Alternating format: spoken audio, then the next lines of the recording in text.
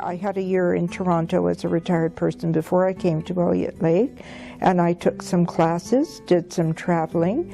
These were things that were priorities, were big interests of mine, and so there was always something to move into, and I would say that that's a good way to do it.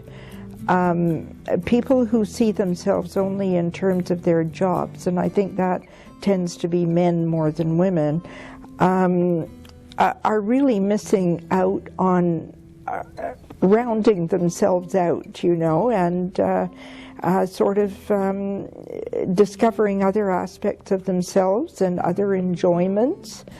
And so that would be certainly one bit of advice I would say, is sort of research it and have a direction for yourself, and go from there. In general,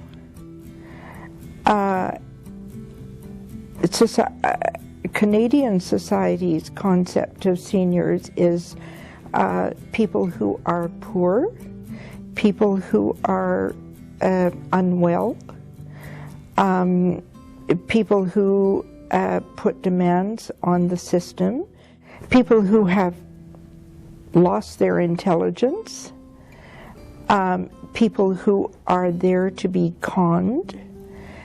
When I retired, a friend who had been retired for several years, said something to me about being a has-been.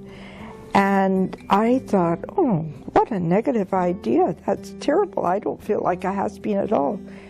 13 years down the line, I'm beginning to see where she got that idea. And it just has impacted on me later, I guess.